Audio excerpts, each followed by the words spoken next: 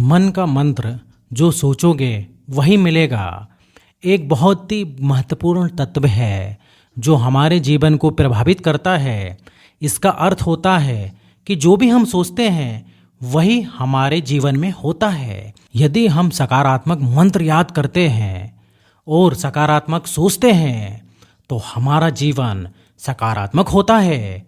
यहीं पर अगर हम नकारात्मक मंत्र याद करते हैं और नकारात्मक सोचते हैं तो हमारा जीवन नकारात्मक होता है। इसलिए हमारे मन को सकारात्मक विचारों से भरना चाहिए जिसमें हमारे जीवन में सकारात्मक बदलाव हम ला सकें। तथागत बुद्ध ने भी यही सिखाया है कि हम जो कुछ भी सोचते हैं वही हमको मिलता है। आइए इसे ठीक से समझते हैं कि कैसे हम अपने मन के मंत्र को समझ सकें और अपने जीवन को एक बेहतर आयाम तक पहुंचा सकें।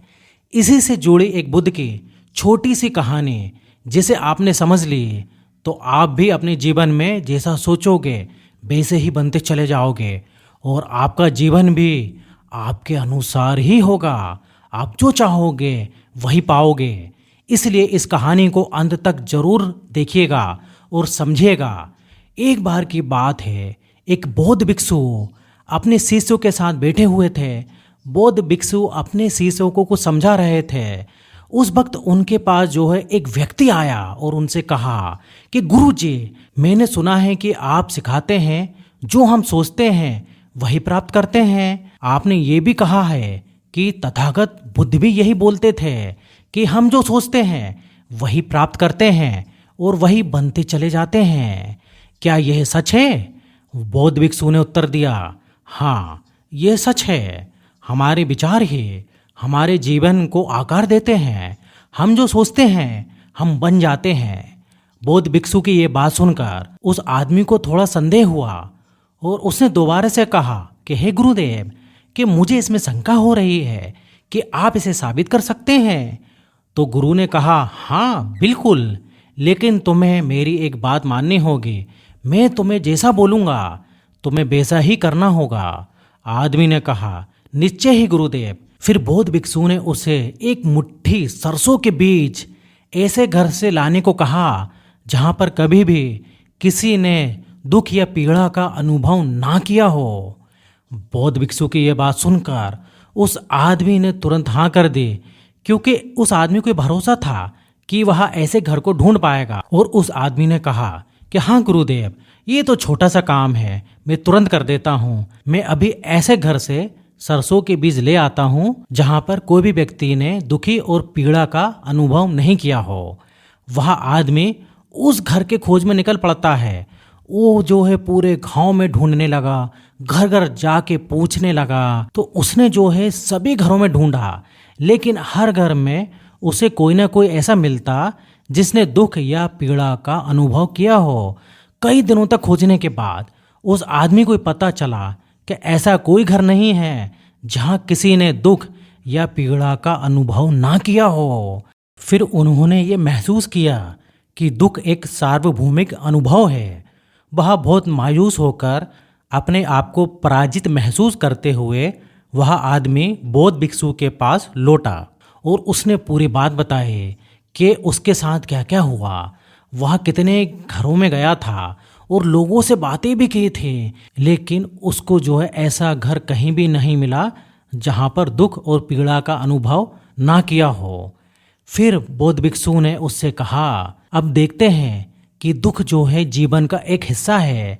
ये अपरिहार्य है, ये निश्चय ही आता है, लेकिन मायने ये रखता है कि हम इसका जवाब कैसे देते हैं। यदि हम सकारात्मक सोचते हैं और उसका समाधान खोजने में ध्यान केंद्रित करते हैं तो हम किसी भी प्रतिकूलता को दूर कर सकते हैं। बौद्ध भिक्षु के द्वारा इतना कहने के बाद वह व्यक्ति उनके संदेश को समझ चुका था और उसके बाद वे उनका शिष्य बन गया। उसने महसूस किया कि हमारे विचार हमारे वास्तविकता के निर्माण करती है और हम अपने विचारों को बदलकर अपने जीवन को आकार दे सकते हैं। उसके बाद उन्होंने सकारात्मक सोचना भी सीखा और समस्याओं के बारे में सोचने के बजाय समाधान खोजने पर ध्यान केंद्रित किया। इसका परिणाम स्वरूप ये हुआ कि वह एक सुखी और पूर्ण जीवन जीने में सक्षम हो गया। दोस्तों, हमारे सोचने का तरीका हमारे जीवन को प्रभावित करता है। जब हम एक सकारात्मक विचार धारणा करते हैं तब हम अपने जीवन में सकारात्मक बदलाव लाने के लिए ऐसा कार्य करते रहते हैं और साहस, सहयोग और ऊर्जा से हम अपने लक्ष्य तक पहुंचने में सफलता प्राप्त करते हैं। वहीं पर जब हम एक नकारात्मक विचार धारण करते हैं तो वह भी हमारे जीवन में नकारात्मक बदलाव लाते हैं। निराशा और असफलता और नकारात्मकता हमारे जीवन को अनुभव करने का कारण बनती है। इसलिए हमें हमेशा सकारात्मक सोचने का तरीका अपनाना चाहिए ताकि हम अपने जीवन में सकारात्मक बदलाव ला सकें। और अगर हम बात करें तथागत बुद्ध की, तो तथागत बुद्ध ने भी ये बात बहुत बार कही है कि जो सोचोगे वही मिलेगा। इसका मतलब हमारे विचार हमारी वास्तविकता का निर्माण करती है। हमारी सोच हमारे भविष्य का निर्माण करती है। यहीं से कर्मों के नियम भी बनते हैं, जिसमें ये कहा गया है कि हमारे कर्म और विचार परिणाम उत्पन्न करते हैं।